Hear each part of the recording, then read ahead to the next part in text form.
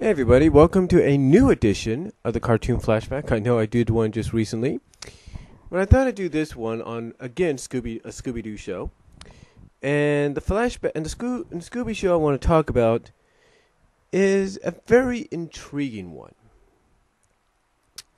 This one turned out to be the first 1 hour. That's right, the first 1 hour or 45-minute Saturday morning show. And of course, I'm talking about none other than the new Scooby-Doo movies. Now, I mentioned this when I was talking about all the cartoon shows of Scooby-Doo throughout the years.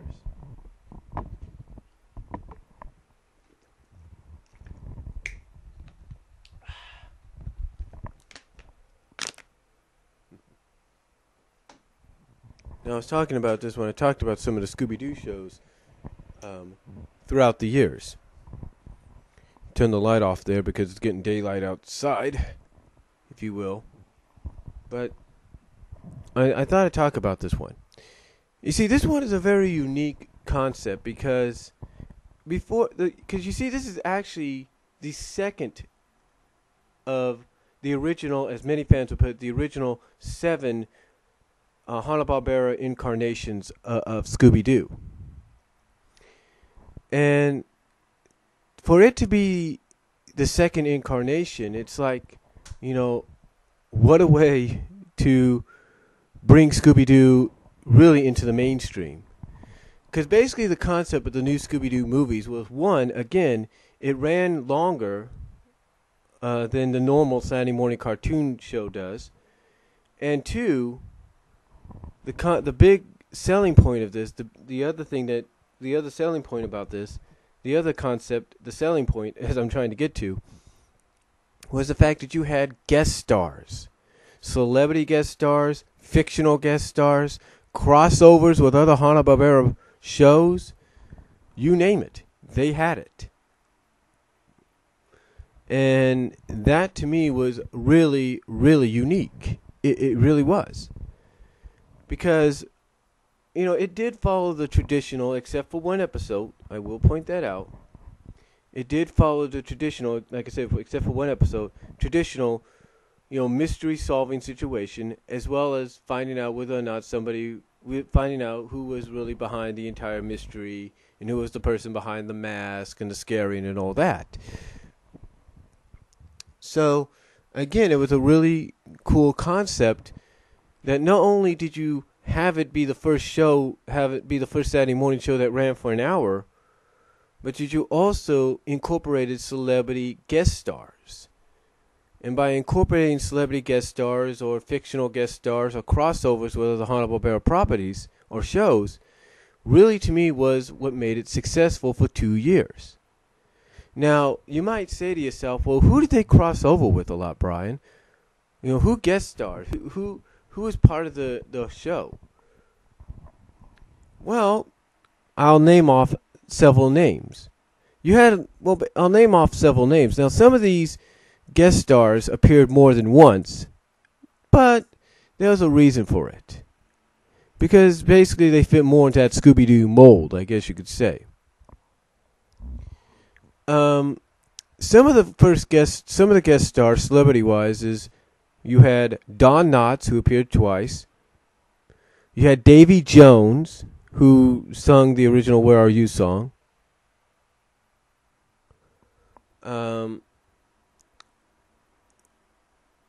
You had Jerry Reed. You had Jonathan Winters and his Mother Fricker impersonation. Oh, Mama Fricker, whatever her name was. That's whatever. You had Don Adams. Okay. You had Mama Cass, Sandy Duncan, and who else did you have? Man, it's a long list. You had the Harlem Globetrotters not once but 3 times. So you got to basically dub the Harlem Globetrotters trilogy. You had them 3 times. You had Batman and Robin twice. So you had the Addams Family.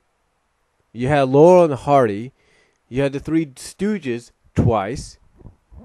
So you had a plethora of celebrities either lending their voices, or you had impersonators doing the voices of the celebrities, because some of them may have already passed away, like Laurel and Hardy, things like that. You had Sonny and Cher guest star, but I think you had the Sonny and Cher impersonators doing their voices.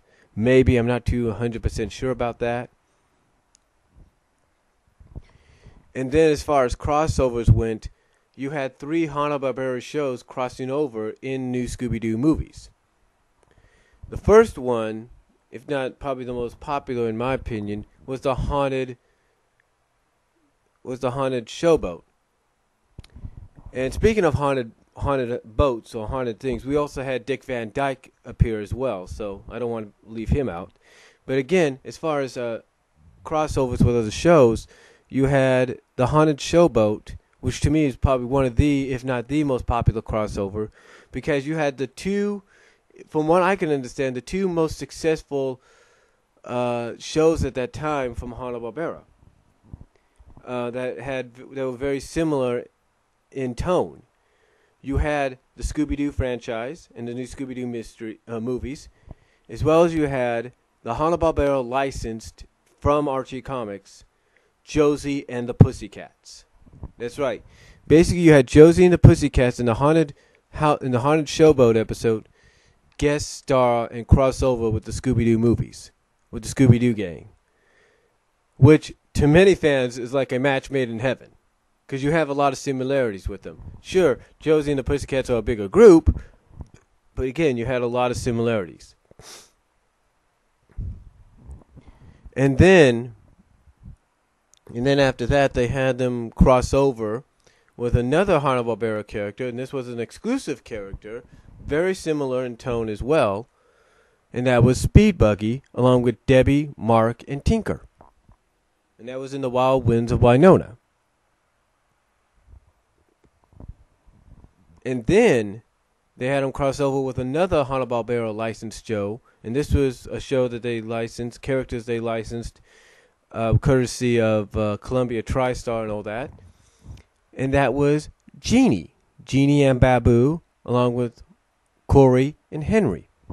And this too was a show that Hanna-Barbera licensed to do. And these 3 were probably the top 3 ones that you saw when it came to Hanna-Barbera shows. Now you might say, well, Batman and Robin were kind of Hanna-Barbera-like. They had shows on them. Yeah, they did, but they were more DC shows. And the incarnations were actually based more off of the 1960s Batman. And then you might say, well, what about the Harlem Globetrotters? They had a show. Yes, they did, but the Harlem Globetrotters are real people. And they just had a show based around them. And the Scooby-Doo movie appearances was to help promote that.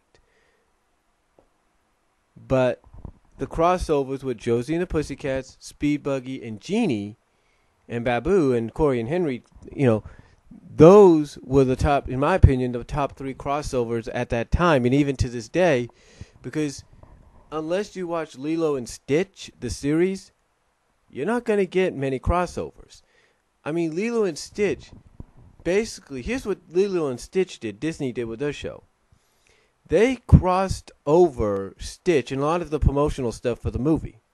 But when it came to the series, towards the end, they crossed over with a lot of their Disney Channel original, if not One Saturday Morning, shows. The Proud Family, American Dragon, Kim Possible, and Recess all crossed over with Lilo and Stitch. So, unless you have a show like that down the line, you're not going to see many crossovers. I mean, heck, even George Lopez crossed over with the Freddy Show on ABC a few years back. The point is, these 3 crossovers, in my opinion, I don't think anybody will argue this, are the top 3 crossovers, because You basically you had basically three running shows, Hanna-Barbera shows at that same time, crossing over with Scooby-Doo. You were having Josie and the Pussycats interacting with Mr. Ink. You had the Speed Buggy Gang interacting with Mr. Ink. You had Jeannie, Babu, Corey, and Henry interacting with Mr. Ink.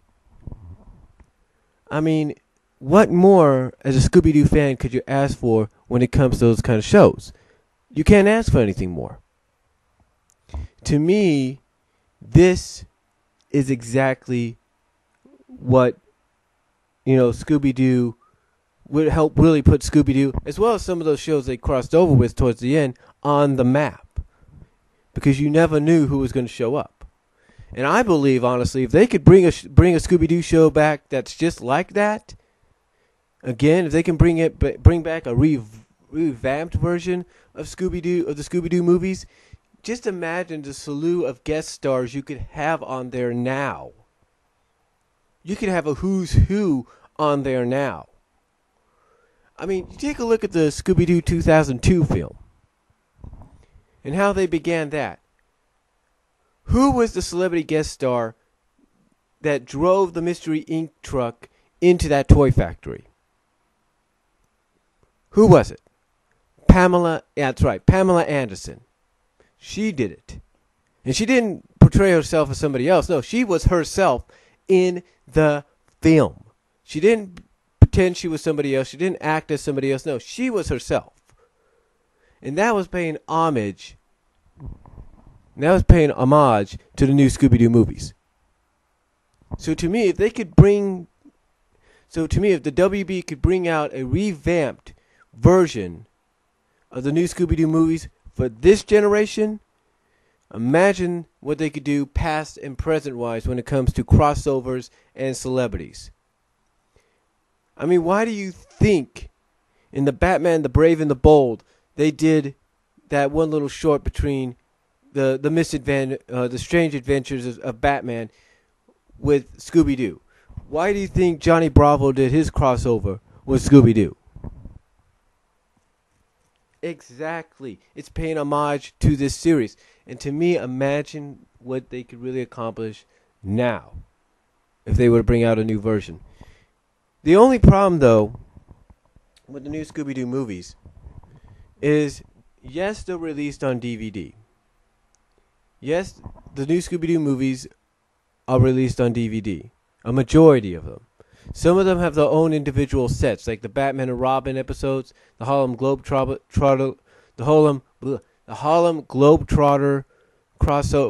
trilogies.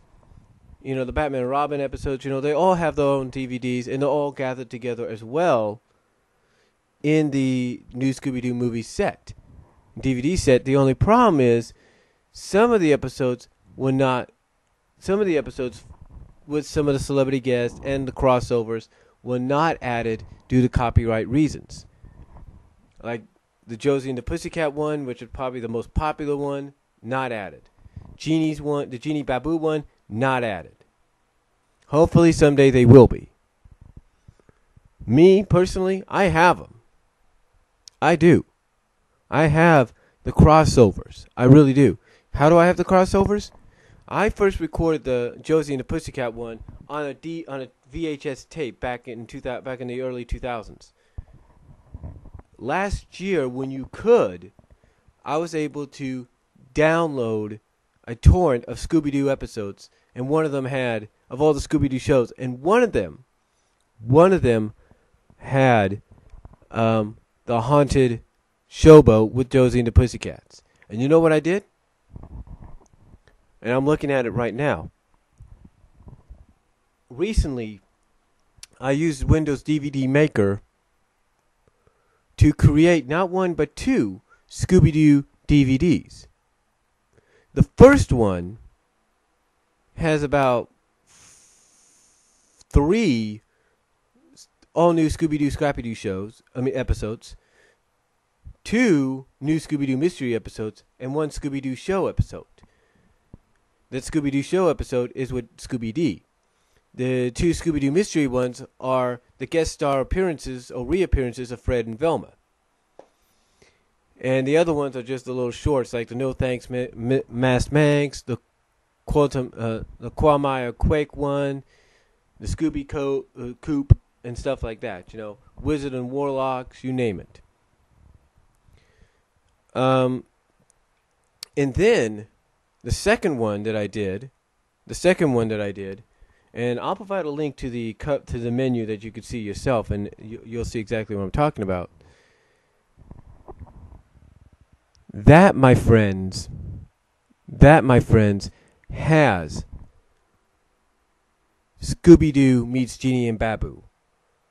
Scooby-Doo meets Josie and the Pussycats. Yeah. It has Night Louse at the White House from the new Scooby-Doo Mysteries. And it has another episode, I think, of All New Scooby-Doo Scrappy-Doo Show or something like that. I can't remember. Oh, it has 2 episodes from new Scooby-Doo Mysteries. The Ghostly Astronaut ones and the Night Louse at the White House. And then, of course, the 2 Scooby-Doo movies I'm talking about. That's how I was able to get those. So again, I hope and pray that the new Scooby-Doo movies get a full, complete re-release down the future, either with both DVD and Blu-ray or something, because there's going to be a lot of fans that nowadays, thanks to this whole CAS Act, are not going to be able to download these episodes unless, of course, they go to YouTube, copy the link on top of the browser, go to KeepVid, or go to savevid.me, and do it that way. Or if they have the YouTube downloader, do it that way as well. But that's about it. That's the only way, folks. So, anyway, I thought I'd just do this cartoon flashback on the new Scooby-Doo movies, which to me which of course is the second Scooby-Doo incarnation, or the second Scooby-Doo show made, as well as the first Scooby-Doo show, if not the first Saturday morning show that ran for more than a half hour. And again, to me, this really helped put Scooby-Doo, along with some of the shows, other Hanna-Barbera shows it crossed over with towards the end, on the map. It really did that. So, check it out if you can. Look for YouTube, basically the Scooby-Doo movie, YouTube, new Scooby-Doo movies, Haunted Showboat and all that here on YouTube. I'm sure you could probably find it. If not, try to carefully download it somewhere off Google, whether it's through a torrent, if you could still do torrents, or it's through things like Mediafire or whatever. So, or even Daily Motion. So I thought I'd just drop that by to you guys, and I hope you enjoyed this edition of the Cartoon Flashback. And until then, God bless, take care, I'm out.